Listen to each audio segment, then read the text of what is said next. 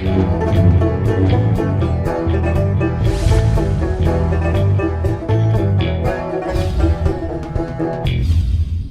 on the Deadwood Jedi. This is a Raid Shadow Legends video, and today we are going to go over the team I used in the clan boss draft, the Clover draft. It was a really cool team that I put together and was very different from teams I've put together in the past. So it was completely new speed tune that I had to come up with to make my team work. And it really came down to the fact that when you're trying to build a speed tune, it can be really hard to get to like a 2-1 ratio. And that, of course, is going 2 turns for every 1 turn the clan boss takes.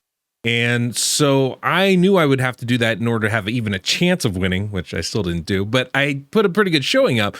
And the hard part with that, when you try to go to 2-1 ratio, is you need to maintain the same speed every single turn, right? Because what happens is it's not hard to go faster than the clan boss and everybody take a turn and then the clan boss take a turn. That's a 1-1 ratio. When you try to go at a 2-1 ratio, you need to lap the boss, everybody, and that can be really challenging. And there's 2 ways we generally go about doing it. One of them is to put an increased speed buff on everybody and keep it up on everybody so that you can outpace the boss.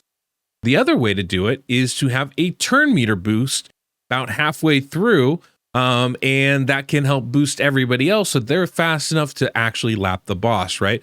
You give them an artificial speed boost, basically, with that turn meter boost, and that helps them catch up and surpass the boss. And so if we're able to do those 2 things, then we can lap the boss constantly and go at a 2-1 consistent ratio. And that does a couple things, obviously. Not only does it deal more damage because we're getting more attacks, that's an obvious part of it, but it also allows us to cycle through our skills. So if we have certain buffs that we want on our champions or debuffs we want on the enemy boss, we can get to those more frequently. And that can, and by like manipulating those abilities, we can make sure that our team is as tanky as possible and the enemy is as weakened as possible. And so that's kind of the idea behind it. Well, my draft, I really screwed up. I got a speed champion in Archmage Helmet, but I didn't bring a buff extender. And when you're trying to use an increased speed buff, which is what I wanted to do with Archmage Helmet, you really kind of have to extend it because everybody needs to keep that buff up the whole time. And so even though it's a 2-turn duration, the buff, and it's on a 3-turn cooldown, that 1 turn where you don't have it up or you're not even having it fall off can be really, really detrimental. What I did was I realized that Archmage Helmet has some cooked in skills, let's say, that enabled me to manipulate his speeds and his skills so that I could actually put Archmage at a 3-1 ratio. And because I was able to do that, it let him have his turn meter boost, his turn meter boost, but also his speed buff on all of his allies pretty much for the full fight. Because while they're only taking 2 turns, and that's increased speed buff is a 2-turn duration, that meant that they would have that up the full time. And so I was able to do some manipulation and make this work. It was a little tricky to figure out, but once I did, I realized that this is something that can possibly open up some speed tunes for a lot of you out there. Now, Archmage is a very difficult champion to use, primarily because he uses he has a turn meter boost on his A1 skill. And that's absolutely key to making this team work. But the thing is, it does a 10% turn meter boost. But if he crits, it's a 20% turn meter boost. And for this team to work, we do need to crit. More importantly, for any kind of speed tune, you need consistency. That's the big thing. This is why champions like marksman or ninja can be really problematic, even like a painkeeper, because of the consistency of that, right? And so like when the skill is on an A1 or their affinity and they can weak hit a bad affinity, that can absolutely throw off a tune. This is why we never use ninja against red affinity bosses. It's weak affinity. If he doesn't crit, or if he doesn't, if he weak hits, he doesn't get the turn meter boost on that A1. The same thing's kind of happening here with Archmage. So we need to make sure if we're going to ever use this tune, you can never use it, or at least it won't be successful, won't fall into sync against a red affinity clan boss, because it's going to weak hit sometimes. That means a non-crit, smaller turn meter boost, and that can throw everything out of whack. So that is definitely something to keep in mind here when we're talking about this. But I figured, one of the things, there's a lot of things kind of going into this comp that I want to discuss. The big one, obviously, is Archmage, how I got him to go at that 3-1 ratio, what that means for the rest of the team. And then there's a couple other things as far as the champions I'm using to help complement that, because it ended up working out really nicely, the types of champions I used. It is not the only possible way to do this, but it's the way that I chose to do this. And so I kind of want to at least discuss some of that with you guys so you have an understanding of exactly why I did things the way I did and how it works, and the kind of using that balance, because I was able to actually deal with the stun. I'm able to deal, I think, with affinity, like a spirit debuff. That might be a little trickier, but definitely with the stun, in this kind of a comp, we were able to keep increased defense up for the full fight. We were able to have all the debuffs we wanted for the full fight, and we were able to have ally protection for the AoEs, at least the majority of it. So anyway, that's kind of the idea behind this. Let's go ahead. We're going to take a look at the speed tune itself. Then we're going to take a look at the champions, and then we'll jump into the run so you can see it all kind of get put together. Hey, just a friendly reminder, if you haven't already, take a moment and hit that subscribe button as well as that notification bell so you don't miss the next one of these videos that comes out. And of course, if you guys need help with your account, you can go to my website, DeadwoodJedi.com, where I'll be happy to look at your squad and make whatever improvements are needed to be made. But, when I'm doing that, I still want to play my own account. That's why I use BlueStacks, which you'll find linked down below in the pinned comment and description of this video. BlueStacks is a great way to run multiple instances of the game on your computer at the same time. And if you enjoyed today's music, we have that SoundStripe link down below in the pinned comment and description of this video as well. Use code DeadwoodJedi, save 15%. Okay, this is the speed tune. Obviously, this is my calculator. And if ever you're wanting to try it, go on my website. Real easy to find right there. But this is a calculator, and I will have the speed tune on the website. I might not have it the day this video goes live, but by the end of this week, for sure, I'm going to have this speed tune up on there. And, we have all the results from the event, and I'm going to have everybody's speed tunes, everybody's teams kind of on the website under the Clover Games section that we have. I had some articles I put up already on there, and I'll fill that out over this next week. So if you ever want to go back and look at it, sometime by the end of this week, should have all those teams, including Hell Hades, including YSTs, Cold Brews, and Nubs. So you can kind of check those out firsthand there, including the videos they're going to be doing about those. But this team here, as you can see, a speed tune, and maybe you can't see this, but a speed tune, you're in sync when you start repeating your skills the same way every time. And right here on turn 4, you can see we get that same order repeated again and again and again and again, right? Now, I know I'm pretty far zoomed out here, and so that might make it a little bit tougher to see things. So if we zoom in just a little bit, we can probably get a little bit easier look at how this breaks down. And so that's kind of what I want to look at right now. In fact, yeah, we can go to single style view here. Yeah, this makes sense. So we get here, turn 5, you can see we're in sync. And what's happening is you see Archmage starts it off, gives us that increased speed buff. You can see it's green. That means he's putting the buff out there. Increase speed on everybody. Then everyone goes, and look, Archmage goes again, A1. Now that A1, remember, gives him a 20% turn meter boost because he's critting on it. That was important. And so what that does is, even though Anax goes, Steel Skull goes, it jumps him ahead of our next two champions, Grizzled Jarl and Skull Crusher, and allows Archmage to take another turn. That's the third turn. That's also giving him that turn meter boost, which means the very next turn, even after Grizzled Jarl goes, Skull Crusher goes, the clan boss goes, Archmage is going to jump ahead again of Anax and actually go at the top of the next turn. And this is how we get that 3-1 ratio for Archmage and a 2-1 ratio for everybody else. And it's kind of an amazing tune, honestly. Another bonus of this is it means that both Grizzled Jarl and Skull Crusher go after Archmage goes. And that can actually be pretty beneficial in a lot of ways. If we want to put up an ally protection buff, well, now they're going after Archmage. It's not going to fall off them. Increased defense, same kind of thing. So any positive buffs for us are going to be good there. The negative, though, and this is the hard part about him going on 3-1, is while he takes 2 turns after everybody else takes 1.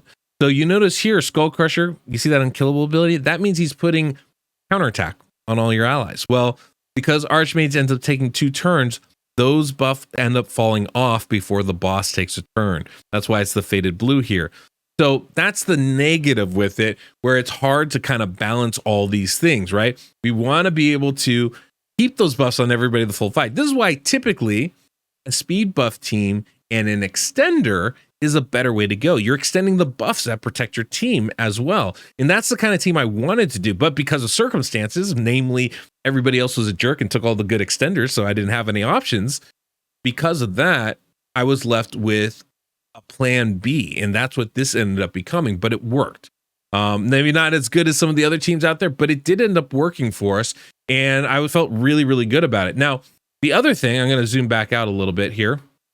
The other thing that, like I said, this enabled us to do is because Archmage takes that second turn, we can time some of the buffs to go. Now, when you're on a 2-1 ratio, everything's kind of divisible by these 6 turns that you're taking for every 3 the clan boss is taking, right? So one of the things that we could do is I had Grizzled Jarl on my team. Now he has a 4-turn duration on his decreased attack buff, and then a 3-turn duration on increased defense. But as we know, or if you don't, here you do, is that if you have a champion with a 4-turn duration on a skill, and that's prioritized, that means that's the most important skill they're going to use, and they have another skill on a 3-turn duration, they're both going to go every 4 turns. It's just the way it works, because what ends up happening is, you can see here, Grizzled Jarl places the increased defense buff right there. And then the next turn, he's going to, right before that, he places the decreased attack with his A3 up here. And then immediately after that goes the increased defense. Now, if we count it out, he's got 1, 2, 3. Well, 3 is a cooldown for that A2, but if you look at his A3, it's 1, 2, 3, 4. And so both his A2 and A3 are available, but because the A3 is prioritized, that's what's going to go. And that basically puts his A2 on a 4-turn cooldown as well. So every other turn, he's going to be using the decreased attack and that increased defense buff. So what does that mean for us? Well, it means that we only have increased defense for half the time. Now, I could have just had Grizzled Jarl prioritize that A2 ability. It's on a 3-turn cooldown. So if I timed it right, I could have him use it at the beginning after the stun, right? And then have it use it on, 3 turns later to help us with the second AoE. But remember, Archmage takes those 2 turns between our other champions taking 2 turns. And so that increased defense would have fallen off of Archmage. And I wanted Archmage to survive. So what I did is instead I brought in another champion that would have an increased defense buff on a 4-turn cooldown. And that was Steel Skull. And so based off the timing of my skills, the way I timed them and how I started them, this is the little bit of manualing at the start. I have Grizzled Jarl use increased defense and block debuffs here.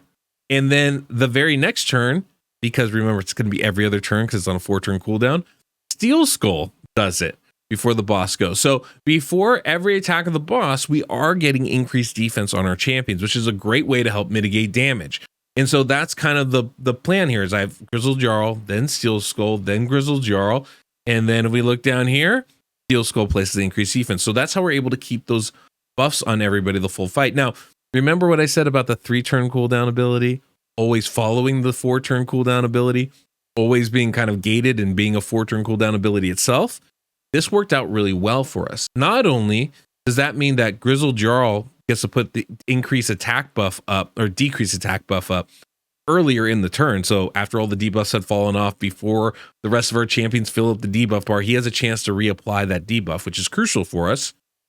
That's a great part of that, right? Because that's the 4 cooldown ability. And then the 3-turn one is the one we want actually going second here. And that is that increased defense. So that means the increased defense always happens after Archmage taking those turns, before the boss takes an attack, and we get the decreased attack up early in the fight. Well, the same applies with Steel Skull, but kind of in an opposite fashion. Steel Skull's 4-turn cooldown ability is that increased defense buff. So we want that right before the boss takes a turn. But the great part is Steel Skull also has a single target cleanse and heal. Well, one of the things, Grizzled Jarl blocks debuff. So if he places that here before the stun, whoever takes the stun isn't going to actually be stunned, right? The only person that's vulnerable is Skullcrusher because it goes after and that buff falls off. But we don't want Skullcrusher getting stunned anyway, so it's not much of an issue. But because of that, if anybody gets stunned when Grizzled Jarl goes, doesn't matter. We're blocking it. What happens when Steel Skull does? If we go down one more turn, look, Steel Skull puts up the increased defense, but not block debuffs. So what happens? Well, immediately following this on Steel Skull's next turn, Steel Skull is going to use their A2, which is that single target cleanse. And of course, because it's the stun, only one person is getting hit, it's going to cleanse that person with the stun. Unless there's a really big difference in HP and levels at this point, because Steel Skull will want to heal the person that's lowest. It should almost always go to the person with the stun. Definitely that'll be the person with the debuff at that point. And so even if everybody has full HP, it'll cleanse the person we want to cleanse. So that worked out perfectly. So it didn't matter when anybody was getting hit with the stun, we were always going to deal with it, either by blocking it with Grizzled Jarl or cleansing it with Steel Skull. And that made just for like a really perfect combination there. Something I hadn't anticipated going in, but kind of ended up stumbling upon and worked really well for us. Originally, I was just going to have a Nax tank that stun, but that balance actually made this a much more viable team.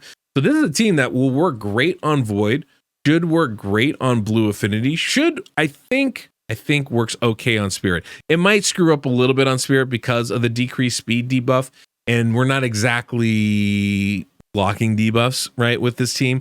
So Spirit probably doesn't work, but it works good for Blue and works good for Void.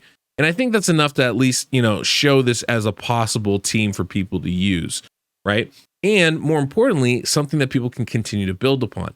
You can see how important that turn meter boost is in the middle of the turn to allow Archmage to get to that 3-1, and how powerful the increased speed buff is, allowing everybody to get to that 2-1 ratio. And so we can kind of use some of this as a foundation and manipulate it, get our champions, if there's other champions that come out in this game, champions that we already have that maybe I haven't thought of using, that we can utilize to manipulate the teams and get these kind of things working for us. So I was really, really happy with this, right? So that was, this was a lot of the consideration that I had when trying to build this team and pick the champions I was going to use. I did think about a lot of different stamp champions instead of Steel Skull. I thought about Giscard. I thought about just using Trumbor. I thought about bringing in Taguar instead, or even like an Apothecary, or even Valerie. I had considered doing that, but I knew none of those champions were really going to give me what I needed completely. And then I thought about Steel Skull. I thought about using Grizzled Jarl's increased defense on that 4 turn, and I was like, well, who else could I bring in? And once I realized Steel Skull was still out there, it made perfect sense. I got extra poisons because Anax wasn't going to fill up the debuff bar by himself. So I needed a little bit of support. That was going to be a great thing. And then on top of that, the cleanse ability and the healing. I didn't have any healing in this team. I'm like, well, Steel Skull gives some healing. That might work. And then once I put it all together and I realized the cleanse would work perfectly, all of a sudden I knew we had a banger of a team. And that's what we had. And it ended up doing a one key damage. Eventually, I did have to do it a bunch of times. It was more like a 60 million on average kind of team, but it was really, really solid, I felt like. So that's kind of what's going on with the speed tune. Okay, let's talk about the champions I was using in here. Now, obviously, right, we have Steel Skull in here, and Steel Skull I did have in the support tree, and like this was my add-on for my team. Support tree is really good for Steel Skull, right? Sniper, Master Hexer. With those, especially in a counterattack team, especially in a 2-1 ratio counterattack team, Steel Skull can put up a lot of poisons. In fact, I had more difficulty with over debuffing the clan boss than under debuffing, because you can only put 10 up max. So I actually had some issues some runs where we weren't getting our decreased attack or our decreased defense or our weak. In fact, in the run I showed, we dropped decreased defense for a little bit and couldn't put it back up because our debuff bar was full. Definitely a little bit problematic. So you do want to kind of balance that out. But with Steel Skull, getting up as much healing as possible is really key for our team, him being the only healer that we had. You can see I have him in Guardian gear, which obviously is going to be really valuable. Not only does it provide healing for Steel Skull, but also can help protect everybody else on the squad, and is very, very valuable when it comes to clan boss. Now, in this, I have Steel Skull. In this image, I think I have Steel Skull at 220 speed, which sounds about right. About 4,500 defense. Almost 50,000 HP. Built Steel Skull super, super tanky. That was really important to be able to stay alive, not take as much damage. So I needed like a lot of that extra defense. And it really came down to, this was like a lot of optimizing. I didn't need these numbers, but as far as optimizing, I was trying to get that extra turn in that I could, and that extra cycle of turns. If I wasn't as worried about that, I ran this with him under 3,000 defense and it was fine. It wasn't a big deal, but just like trying to optimize as much as possible, I had to put up these crazy, crazy stats.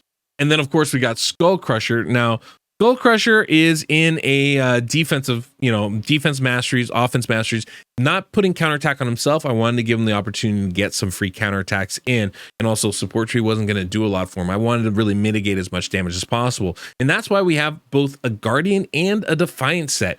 Skull Crusher takes a lot of extra damage with the ally protection, and I have him in Guardian, so he's taking a lot of extra damage on these hits. Defiant helps him not take as much straight damage from those AoEs and survive, even getting the additional damage from his allies. And that can be really, really helpful. You'll also notice I do have one of those shield blood rings or blood shield rings on him. And you're going to see that throughout here. That little bit extra shield does do a lot to actually help us survive a bit. Not great. And the more damage we did, the better, that shield would be. But every little bit kind of helped. And I just wanted every little bit here on Skull Crusher. I felt like that was going to be really important. Now, the big thing, defensive based champion, the more defense, the more damage he does. And so I did build his damage up about 4,600. I swayed a lot from really high HP and medium defense, like 3,500 or so, to really high defense, like I have here in like 60,000 HP. I felt like this one worked really, really nicely for us, but it almost doesn't matter. The thing is, if he gets crit at the wrong time, you're dead. And so that's really what it comes down to, is actually getting crit is the biggest threat to his survivability more than anything else. There's only so much you can build on these champions to survive, right? 251 speed was where we had him at, tied very closely with the next champion, Grizzled Jarl. And so it was really important I get those speeds right. And I really did have to check a lot in the calculator. If I wanted to move those up one speed or down one speed, it could throw the whole thing off. So it was really important to kind of stay pretty precise on that. Even things like speed sets would affect it. Of course, then we have Archmage Helmet. Now, obviously, defensive masteries as well as the offensive. And again, need him to survive. He doesn't have ally protection up for that first AoE. So we knew he was going to be a lot more vulnerable. This is why I actually put him in Stalwart gear. And to get him up to 324 speed in Stalwart gear, or 326, is pretty challenging, especially with the 100% crit rate and 4,500 defense. So this is kind of like my best Stalwart gear that I had. But obviously, really good. I also put, like my Siffy, my speed champion speed gear on him. So the boots, the helmet, they're really, really fast. But this obviously worked for us. It helped him survive a very, very long time. If I could get it so we kept up those buffs the full fight and ally protection on him, I feel like we could have actually gone a lot longer than we did. But this is the negatives of having to, go at a 3-1 with Archmage. There's pros and cons. Pro, I can bring in a whole different champion and make a more complete team. The con, we're not as protected as we would be normally. And so that's definitely the negative. You can use Archmage in a more traditional 2-1 with the buff extender. There is a build like that on the website, so I do recommend doing that. That's actually what I wanted to do. But it's cool that I can just use him by himself. It definitely opens up some possibilities going forward. And then we got Grizzled Jarl, another really actually a very good damage dealing champion. He hits really hard. And in case you watched, again, more blood shield stuff, Guardian gear again. And that's just going to be really, really important. I wish I could have had Guardian gear on just about everybody.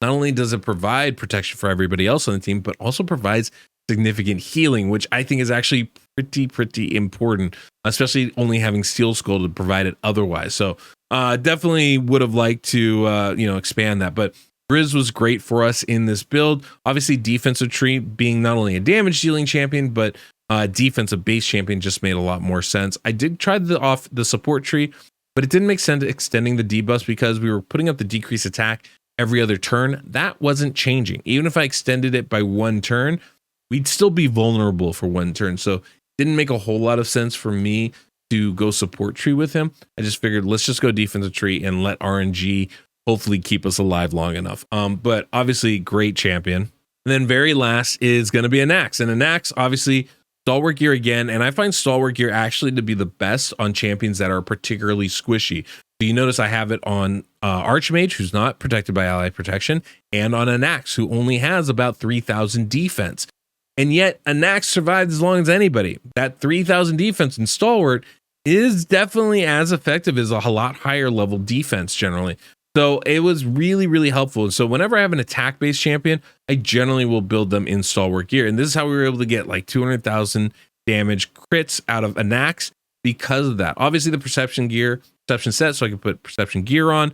And then I think we had an attack-based banner. And so we didn't have to go with an actually banner as well. And just kind of freed up some slots and abilities for us. I was actually able to build him pretty tanky or pretty offensive heavy, right? Almost 6,000 attack, 280 crit damage. He was able to really smack, and that was really important for me to try and get as much damage out of a Nax as I possibly could.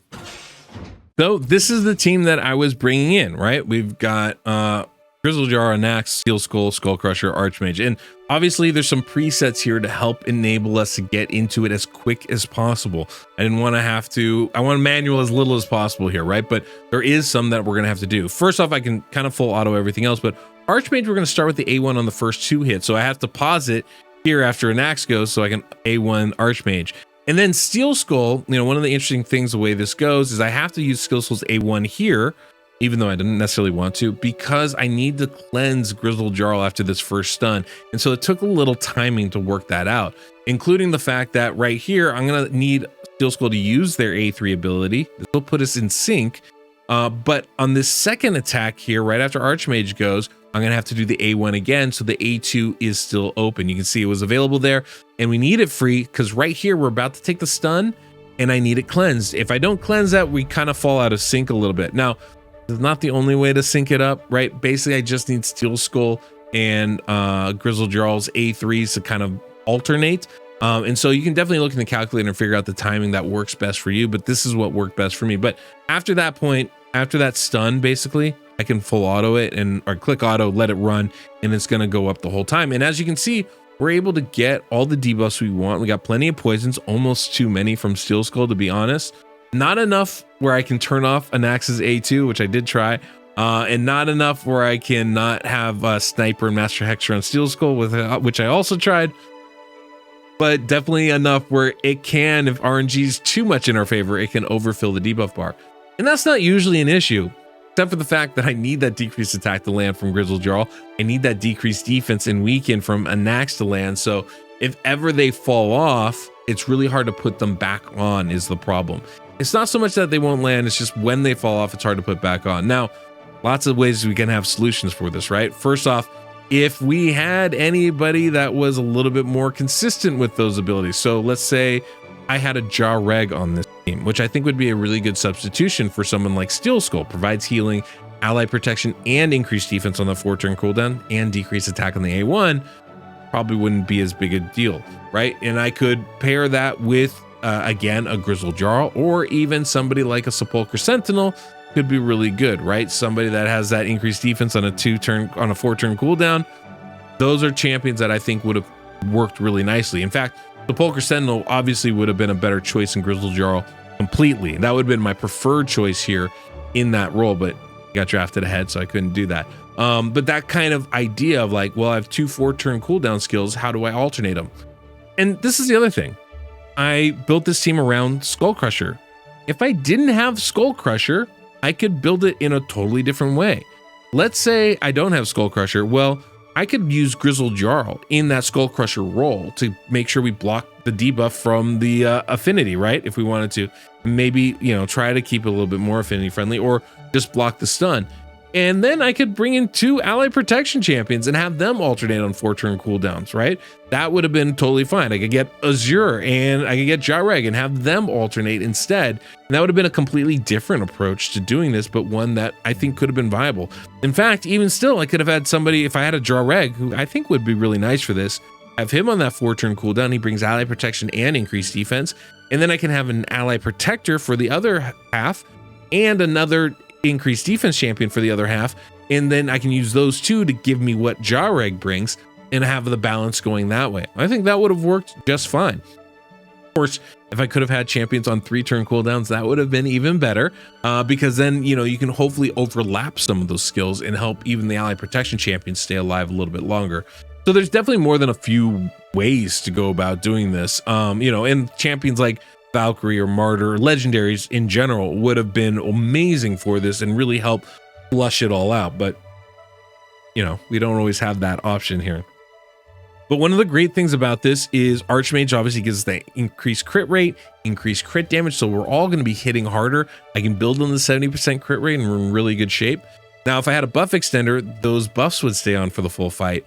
As it is, they don't. And so what ends up happening is, for the counterattacks, we don't have that. And so we don't always crit on the counterattacks. that would be a nice bonus if we could have extended those buffs, had that available for the counterattacks as well. That really would have been something I would have liked to have had on our team, but you can't have everything, and that's one of the things that we just weren't able to incorporate in our squad.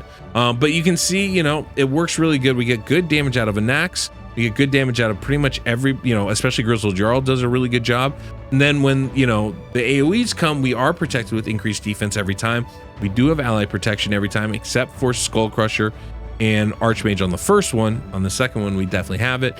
And, when it comes to the stun, we are able to cleanse it or block it, depending on who's going. In this case, right, we have Grizzled Jarl about to place increased defense and block debuff, and that's going to prevent us from taking the stun. In the turn previous, we actually were able to cleanse it, and so it worked really nicely that way. But there you go, we block the debuff, everybody's fine, and then we keep on trucking, which is kind of nice. So really nice team. I was very proud of it, really happy with it. But we can kind of speed through the rest of this. I'll put it up 2 times speed. We'll play some dope music, which you can always find SoundStripe, right?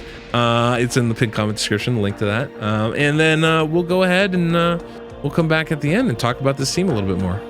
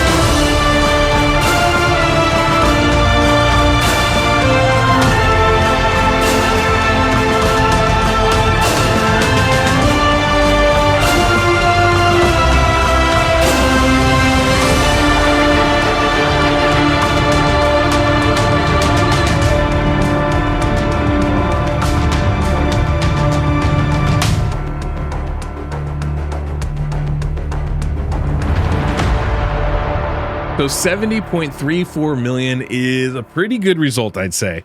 I'm very happy with that. I think we did a really good job. Obviously, Anax is a beast of a champion. Now, obviously, I would have liked to have survived a lot longer than we did. And that's really the negative thing with this team.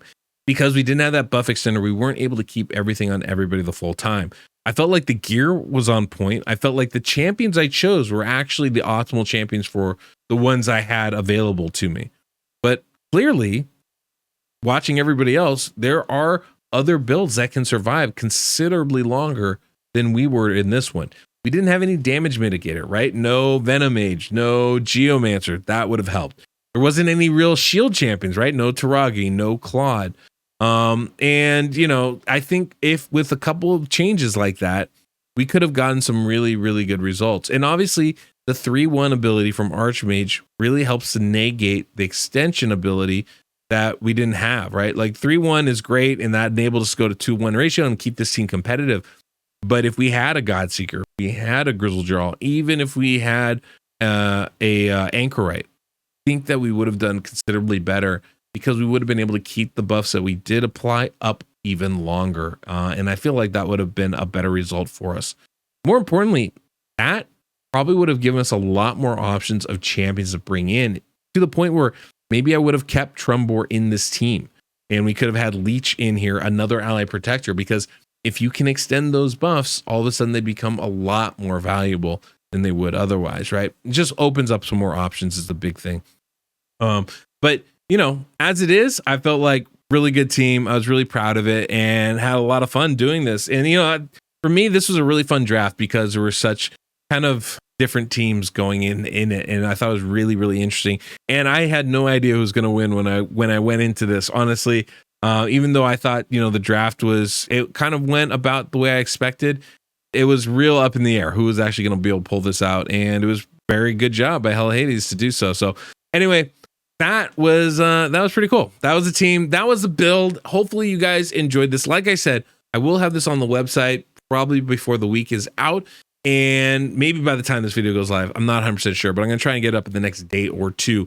And when I do, I'll have that link down in the pinned comment description of this video so you guys can just click directly on it and go find it. And like I said, I'm going to try and get everybody's builds, everybody's teams and videos up on the website under the Clover draft. So if ever you want to go look and check out and see, did I miss any content on this, event because it was really cool, there's where you can go and find it all. So anyway, guys, I just want to say thank you, big thank you for you guys supporting, watching, and enjoying this video. And until next we meet, I'm the Deadwood Jedi.